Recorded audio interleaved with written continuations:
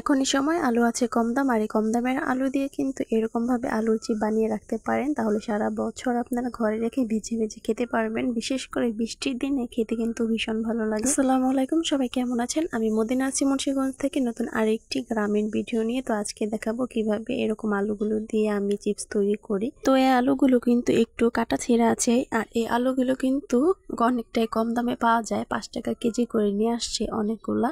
এখানে প্রায় 15 থেকে 20 কেজির মতো আলু হবে, চিপস দেওয়া হবে। তো আলুগুলোকে আমি চুলে এখন পাতলা পাতলা করে কেটে নিচ্ছি। আর এই যে এই তো দেখতেই পাচ্ছেন যে কিরকম পাতলা হবে, একদম পাতলাও না আবার মোটাও না, এরকম সাইজ করে কেটে নিতে হবে। যদি বেশি পাতলা করা হয় তাহলে সিদ্ধ করার পর অনেক সময় ভেঙে যায়, আর যদি অনেক মোটা করা হয় তাহলে চিপসটা ভাজার পরে বেশি একটা খেতে ভালো লাগে না।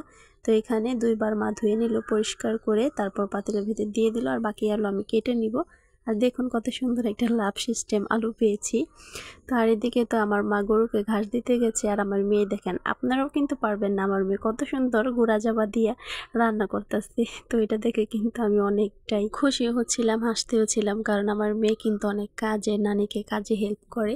ওই যে আমার মা গরুকে ঘাস দিতে গেছে, আর এদিক দিয়ে সে আলু সিদ্ধ করতেছে। তো আলু কিন্তু সিদ্ধ প্রায় হয়ে গেছে, আর আলুতে দিয়েছিল এখানে লবণ, হলুদের গুঁড়ো দিয়েছি আমি সামান্য, কারণ একটু কালার হলে ভালো লাগে আমার কাছে। দিক দিয়ে আমার মেয়ে বলতেছিল যে এখনই সে খাবে, চিপস খাবে, চিপস খাবে। তো কিছু আলু মা কেটে আবার গ্যাসের ভিতর ভেজে দিল, লবণ আর হলুদ দিয়ে ভেজে দিছে। এই যে দেখুন, এইভাবে ভেজেও কিন্তু খেতে পারেন, একদম চিপস হয়ে যাবে। আসলে হালকা আঁচে যদি ভাজেন তাহলে এখনই চিপস আকারে আপনারা এটা খেয়ে নিতে পারবেন। সিদ্ধ করার পর একটা চালনির ভিতরে এইভাবে এটাকে ঝরা দিয়ে রেখেছি একটু গায়ের পানিটা শুকানোর জন্য। আর ফ্যানের বাতাসে পানিটা শুকিয়ে কিন্তু এখন যদি তেলে ভেজে খান আমার মেয়ের মতো, তাহলে কিন্তু এক ধরনের চিপস হয়ে যাবে।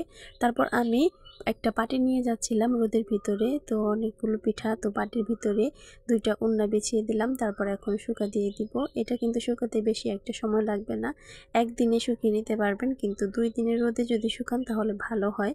আসলে আমাদের এখানে অনেক রোদ, এখন প্রচণ্ড রোদ উঠে। তো এই রোদে কিন্তু এখন আমরা পিঠা, পাতা পিঠা, পয়সা পিঠা এগুলো বানিয়ে রাখতেছি, আর এখানে আলুর চিপসটাও বানিয়ে রাখলাম। তাহলে আর কি সারা বছর এটাকে খেতে পারবেন। আর যখন বৃষ্টির দিন আসবে তখন মন চাইবে একটু ভাজা পোড়া খেতে, তখন এগুলো কিন্তু ভেজে ভেজে দিতে পারবেন, বাচ্চারাও খেতে পারবে।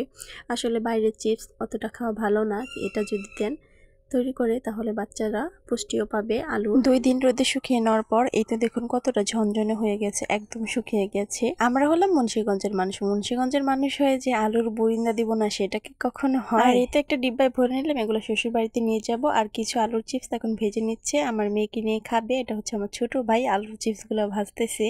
তো এখনো পর্যন্ত আমার সাথে আছেন যারা, তাদেরকে অসংখ্য ধন্যবাদ। প্লিজ আমার চ্যানেলটিকে সাবস্ক্রাইব করে দিবেন আর পেজটিকে ফলো দিয়ে দিবেন। এই তো আলুর চিপসগুলো ভাজা হয়ে যাচ্ছে, এগুলোকে আমরা বলি আলুর বুরিন্দা, অনেকে আবার আলুর চিপসও বলে। তো আপনারা কি বলেন কমেন্ট করে জানাবেন। এই তো দেখুন চিপসটা কতটা মচমচে হয়েছে, হাত দিতে একদম ভেঙে যাচ্ছে। তো এখানে আমার মেয়ে কিন্তু অনেক মজা করে খাচ্ছিল। আর সিদ্ধ দেওয়ার সময় যেহেতু লবণ দিয়েছিলাম, আমাদের আর এক্সট্রা লবণটা ব্যবহার করতে হয়নি, এমনিতে অনেক মজা লাগছে। তো আজকে এই পর্যন্ত, আল্লাহ হাফেজ।